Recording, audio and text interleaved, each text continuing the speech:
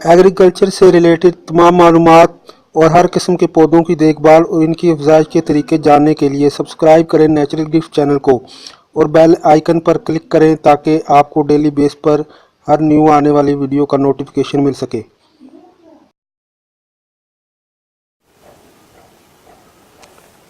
अस्सलाम वालेकुम मेरे दोस्तों, नेचुरल गिफ्ट लाया है आपके लिए एक बार फिर हर बार की तरह एक नई वीडियो जिसका मौजू टॉपिक है बोगन बेल के बारे में है कि इस बेल की केयर कैसे करनी है। तो इससे पहले आप सब दोस्तों को नेचुरल गिफ्ट चैनल में वेलकम करता हूं, थैंक यू करता हूं ताकि आप इस चैनल का हिस्सा बने। ये देखें, ये बेल जो आपको नज़र आ रही है ये बोगन बेल की है। अभी मेरे पास टाइम कम है, मैंने कहीं काम पे जाना है तो इसकी वीडियो मैं जल्दी से आपको दिखाना चाहता हूँ।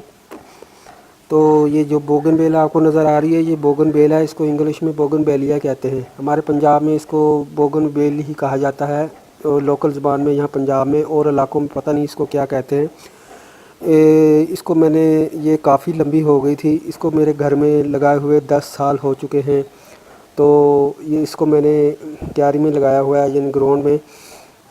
आप इसको गमले में भी लगा सकते हैं, लेकिन गमले में जो वाइन होती है किसी किस्म की चाहे वो हो तो इसकी रूट्स डेवलपमेंट नहीं की होती स्पेस कम होने की वजह से। तो हर साल इसको निकाल कर, आपको तो पता ही होगा, तो फिर रूट बाल जो होते हैं इसको काट कर दोबारा गमले में शिफ्ट करना पड़ता है। तो इसकी हाइट इन 10 सालों में इतनी बढ़ गई थी। ये देखेंगे जो दीवार है इसके बाहर चली गई थी। तकरीबन एक दफ़ा मैंने नापा तो 50 फीट तकरीबन थी। तो ये जो आपको ऊपर वायर नज़र आ रही है बिजली की, तो इसके साथ तक ये चली गई थी। तो वापडा वालों ने नोटिफिकेशन भेजा मुझे इसके काटने का, क्योंकि तार के साथ अर्थ आने का, शॉर्ट लगने का ख़तरा होता है और वापडा ऐसे दरख्तों को किसी शहर में या गांव में मंजूर नहीं करता, तो वो उनको खुद ही काट देते हैं कि ना काटे।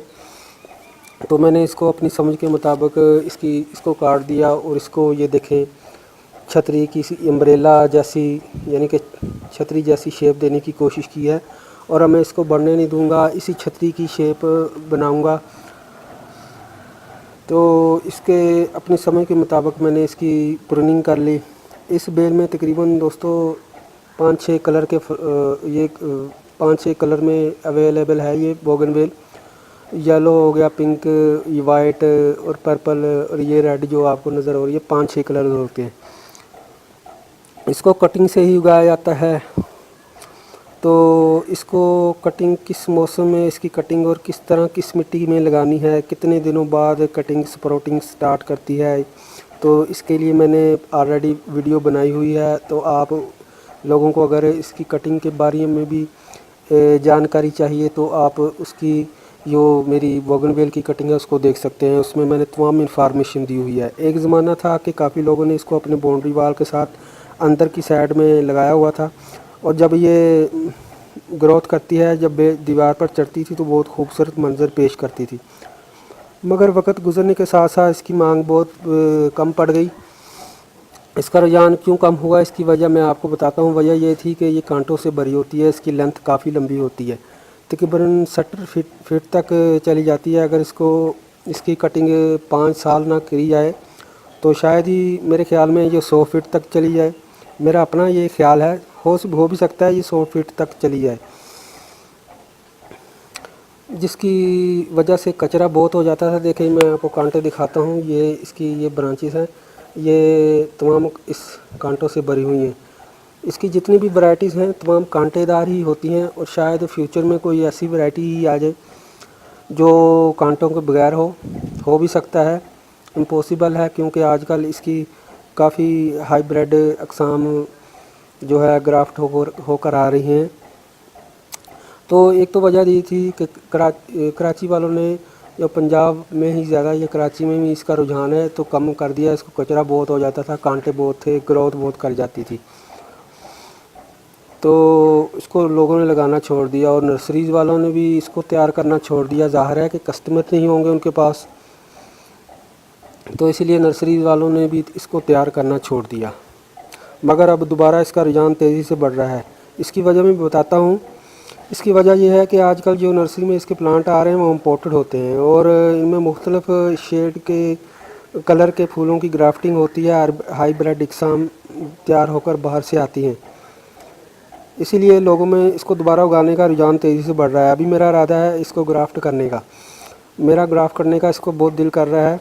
देखिए इसके रेड फ्लावर पर जब वाइट या पीले फूलों की ग्राफ्टिंग करूँगा, जिससे मेरी इस बेल में 3 कलर के फूल लगेंगे तो ये मेरा घर मज़ीद डेकोरेट हो जाएगा। इसको सर्दी में फूल नहीं लगते बल्कि गर्मियों में ये फ्लावरिंग करता है। दोस्तों इसकी फ्लावरिंग मैं जल्द, इसकी जो ग्राफ्टिंग है जल्दी कर लूँगा और इसकी ग्राफ्टिंग की वीडियो भी अपलोड करूँगा। बोगनवेल की ग्राफ्टिंग का तरीका भी आपसे शेयर मैं करूँगा। इस बेल पर सिर्फ जो अब बीमारी की बात करें तो इसमें कोई बीमारी नहीं है सिवाय सफ़ेद तेले के। सफ़ेद तेला इस पर बहुत अटैक करता है। अगर आपकी बेल पर ये कीड़ा अटैक करे तो आप कोई भी अच्छी सी जैसे कराटे है, कीड़े मार स्प्रे जो है इस्तेमाल कर सकते हैं। दोस्तों आपके पास ये बेल और अगर फ्लावरिंग नहीं कर रही तो इसकी गुडाई बहुत ज़रूरी है, इसकी गुडाई बहुत ज़रूरी है। तो इस अगर अक्सर लोगों ने कहा ये उनके घरों में जो बोगनवेल है वो फ्लावरिंग नहीं करती, तो मैं 3 टिप्स ऐसे बताता हूँ जो कि मेरे काफ़ी सालों का एक्सपीरियंस है और मैंने यही 3 टिप्स अपनी इसी बोगनवेल पर भी यूज़ किए हैं। देखें ये छोटे छोटे फूल भी आ रहे हैं। अब सर्दी ख़त्म हो रही है, इनकी न्यू बडिंग भी स्टार्ट है और कुछ दिनों बाद मज़ीद फ्लावरिंग होने वाली है। और जब इसकी फुल फ्लावरिंग होगी उसकी वीडियो भी मैं आपसे शेयर करूंगा, अपलोड करूंगा बनाकर। ये 3 टिप्स जो कि मैंने आपको बताने वाला हूं इसको आप इग्नोर नहीं करना, ये इस बेल के लिए बहुत ज़रूरी है। पहला टिप्स ये है कि आप इसकी गुडाई हस्बे ज़रूरत करते रहें। दूसरा टिप्स ये है कि अगर आपकी बेल फ्लावरिंग नहीं कर रही तो आप इसको पानी देना छोड़ दें, बिल्कुल पानी ना दीजिए इसको। अगर बेल ज़मीन में लगी है तो इसको पानी देना बंद कर दें, ख़ास कर अगर ज़मीन में लगी है तो ये ख़ुद ही ज़मीन से पानी हासिल कर लेगी। जैसे कि ये मैंने ज़मीन में लगाई है, इसको बताया है 10 साल हो चुके हैं, तो तकरीबन जहाँ तक मुझे याद है कि मैंने सिर्फ इसको 3 साल ही पानी दिया। बाकी बिलीव मी, यकीन कीजिए मैंने इसको 7 साल तक पानी नहीं दिया, ये क्योंकि काफ़ी बढ़ चुकी है। इसकी रूट्स ज़्यादा डेवलप हैं, ज़मीन में गहरी हैं, डीप हैं, जिसकी तो ये ज़मीन से खुद ही पानी ले लेती हैं।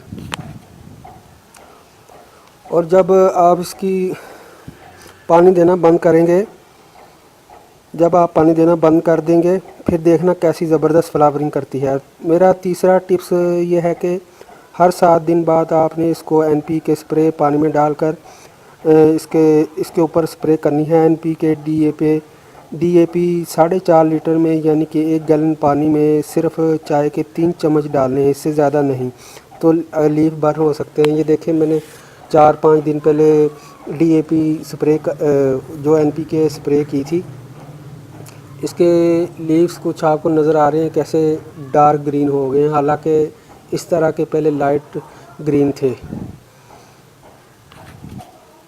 तो दोस्तों फुल जो NPK स्प्रे करना है उसका भी मैं ये बता दूं कि फोलियर स्प्रे जो पानी में डालकर छिड़काया जाता है वो करना है। ये ना हो कि आप मिट्टी में डालने वाला, जो मिट्टी में डालते हैं NPK पॉट्स में डाला जाता है, वो पानी में डालकर छिड़का दें। जो पानी वाला है पानी में ही यूज़ करना है आपने, फोलियर स्प्रे यूज़ करना है आपने।